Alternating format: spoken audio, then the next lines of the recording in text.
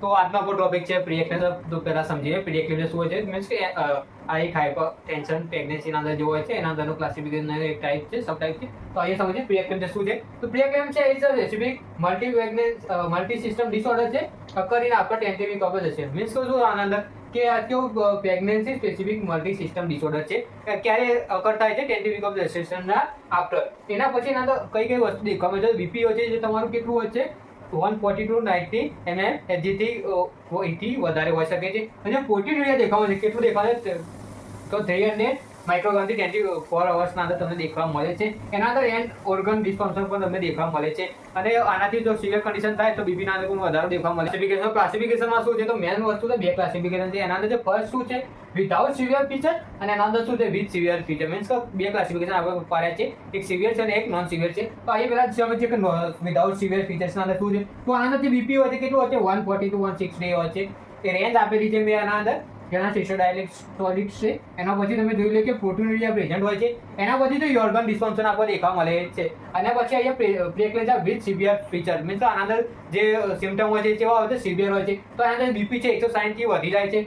એના પછી severe headache તમને દેખવા મળે છે. એના પછી વિઝ્યુઅલ ડિસ્ફંક્શન તમને દેખવા મળે છે. એપિગેસ્ટ્રિક પેઇન દેખવા મળે છે. રાઈટ અપર કોન્ડ્રિયામાં તમને શું પેઇન ફીલ થાય છે. એના પછી પ્લેટલેટ્સ હોય છે શું આના અંદર ડિક્રીઝ દેખવા મળે છે. પછી જે પલ્મોનરી એડીમાં તમને પણ દેખવા મળે છે. એના પછી એલિવેટ લીવર કોન્સન્ટ્રેટ જો તમે એલએફટી કરાવો તો એ પણ શું દેખવા મળે છે એલિવેટ. વાત કરીએ આપણે કે રિસ્ક ફેક્ટર કયા કયા હોય છે પ્રી એક્લેમ્પ્સિયા. તો ફર્સ્ટ શું છે પ્રાઇમરી ગેરમેન્સ ફર્સ્ટ ટાઈમ પ્રેગ્નન્સી કન્સીવ કરી હોય. એના પછી પ્રીવિયસ પ્રી એક્લેમ્પ્સિયા જે કન્ડિશન મીન્સ પહેલા એમને હિસ્ટ્રી પ્રી એક્લેમ્પ્સિયાની. એના પછી ટીન પ્રેગ્નન્સી મલ્ટીપલ પ્રેગ્નન્સી અગર છે તો પ્રી એક્લેમ્પ્સિયા થવાના ચાન્સીસ થોડા વધારે હોય છે. અને ક્રોનિક હાઇપરટેન્શન મીન્સ કે જે પહેલાથી એમને ક્રોનિક હાઇપરટેન્શન હોય તો એવી કન્ડિશનના અંદર પ્રી એક્લેમ્પ્સિયા દેખવા મળી શકે છે. એના પછી ડાયાબિટીક જે કોઈ મધર હોય ડાયાબિટીસ હોય અથવા એને પેરેન્ટથી કોઈ ડાયાબિટીસ નહીં હોય તો એના અંદર દેખવા મળી શકે છે. પછી ક્રોનિક કિડની ડિસીઝ કિડનીની કોઈ એવી ડિસીઝ હોય મીન્સ કે તો એના અંદર દેખવા મળી શકે છે. એના પછી ઓબેસિટી હોય તો પછી એજ મોસ્ટ ઇમ્પોર્ટન્ટ કે એજ એની તો 18 વર્ષથી ઓછું કાં તો 35 વર્ષથી વધારે હોય એજ વાળા હોય મધર તો એના અંદર પ્રી એક્લેમ્પ્સિયા થવાના ચાન્સીસ વધારે હોય છે. પછી ઓટોઇમ્યુન ડિસઓર્ડર મીન્સ કોઈ ઓટોઇમ્યુન ડિસઓર્ડર એવું મધરનામાં હોય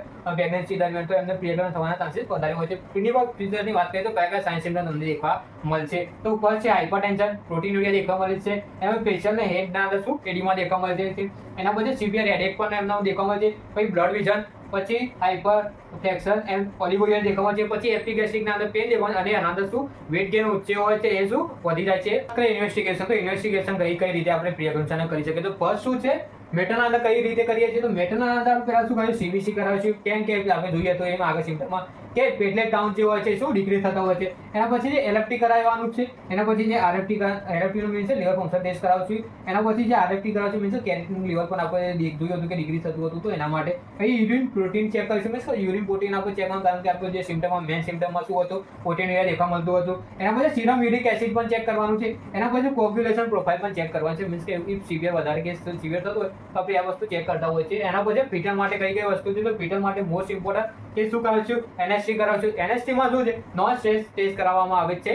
એ આગળ હું તમને સમજાવું કઈ રીતે કરાવવાનું છે. એના પછી બાયો ફિઝિકલ પ્રોફાઇલ ચેક કરીશું. એના પછી અલ્ટ્રાસાઉન્ડ કરવા માટે કે ફીટલનો ગ્રોથ ચેક કરવા માટે અને ડોક્ટર આપણે યુઝ કરીએ છીએ મેં લખ્યું નથી પણ ડોક્ટર આપણે યુઝ કરીએ છીએ કોના માટે ફીટલની હાર્ટ રેટને ચેક. અને મોસ્ટ ઇમ્પોર્ટન્ટ મેનેજમેન્ટમાં શું શું કરવાનું છે. ફર્સ્ટ આવી તો માઇલ્ડ અને સિવિયરના અકોર્ડિંગ ડિફરન્ટ રીતે કરી છે. તો માઇલ્ડ પ્રી એક્લેમ્પ્સિયા જે કન્ડિશન દેખાય તો કઈ રીતે મેનેજ કરવું અને સિવિયર દેખાય તો કઈ રીતે કરવું. તો આઈએ ફર્સ્ટ સમજે તો માઇલ્ડના અંદર કઈ રીતે કરવું. એના અંદર શું બીજું મોનિટર કરવાનું છે તમારે. એના અંદર ફીટલ સર્વેલન્સ ચેક કરશું. એના પછી લેફ્ટ લેટર પોઝિશન બધાને કહેશું કે શું જેટલી હાઇપરટેન્શનની કન્ડિશન સૌલી તમારે દેખવા મળે. એના પછી એન્ટી હાઇપરટેન્સિવ ઇફ ઇન્ડિકેશન મીન્સ કે તમારે એન્ટી હાઇપરટેન્શન લાગે વધારે કે એને ડ્રગ કે એવું આપી શકો છો. એના અંદર પછી શું ડિલિવરી આજે 37 વીક્સ પછી આપણે શું કરી શકીએ ડિલિવરી કરાવી શકીએ છીએ. આના અંદર નોર્મલ કન્ડિશન હોય છે એટલે આપણે એટલું બધું મેનેજમેન્ટ કરતા નથી. પણ જો સિવિયર કન્ડિશન વાળી હોય તો એના ફર્સ્ટ શું કરવું છે આપણે હોસ્પિટલાઇઝેશન. પછી મધરને કહેશું આપણે કહેશું હોસ્પિટલમાં તમે દાખલ થઈ જાઓ. એના પછી શું કહે છે એન્ટી પર આપીશું કોના માટે તો સીઝનના પ્રિવેન્શન માટે.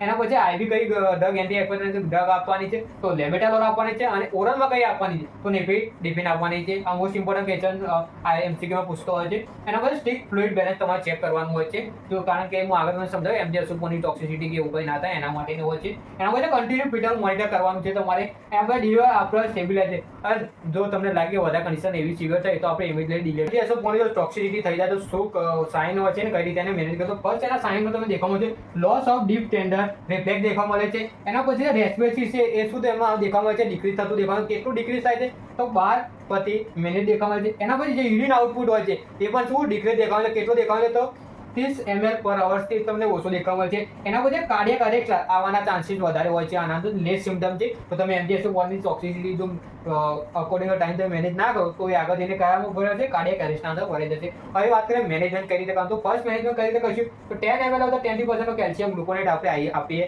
છે. એન્ટીડોટ છે એનો કેલ્શિયમ ગ્લુકોનેટ રિસ્પોન્સિબિલિટી. તો નર્સિંગ એવી કઈ રિસ્પોન્સિબિલિટી હોય છે પ્રી એક્લેમ્પ્સિયાના, તો ફર્સ્ટ નર્સિંગ રિસ્પોન્સિબિલિટી શું હોય છે તો monitor the BP every 4 hour. Means 4 કલાકે તમારે શું બીપી મોનિટર કરવાનું છે. અને જો સિવિયર કેસ હોય તો તમારે વારે ઘરે તમારે શું કરવું પડે છે, બીપી મોનિટર કરવું પડે છે. એમાં ચેક DTR મીન્સ કે ડીપ ટેન્ડર રિફ્લેક્સ તમારે ચેક કરવાનું હોય છે before is MG dose. Means કે તમે એમજી SO1 નો ડોઝ આપ્યા પહેલા તમે શું કરો છો DTR શું કરવાનું છે, ચેક કરવાનું છે. એના પછી મોનિટર રેસ્પિરેટરી રેટ મીન્સ કે રેસ્પિરેટરી રેટ તમારે શું કરવાનું છે, મોનિટર કરવાનું છે. મોનિટર યુરિન આઉટપુટ કરશું આપણે, કારણ કે આપણે ખબર છે ઓલિગોરિયા દેખવા મળે તો એના લીધે સીઝરના પ્રિકોશન કરવાનું છે. મીન્સ કે લાગે કે સીઝર આવી શકે એવા છે મધરને, તો આપણે શું પ્રિપેર રહેશું એના માટે. એના પછી લેટ લેટર પોઝિશન આપવાની છે મધરને, એના લીધે શું છે બીપી હોય છે શું સ્લાઇટલી ડિક્રીઝ રહે. એના પછી monitor FSR means fetal heart rate આપણે શું કરવાનું છે, મોનિટર કરવાની છે. એના પછી educate mother about danger sign means કોઈ વાર લાગે તમને કે ડેન્જર સાઇન આવી શકે એવા છે, તો આપણે શું કરીશું મધરને એના રિલેટેડ એજ્યુકેશન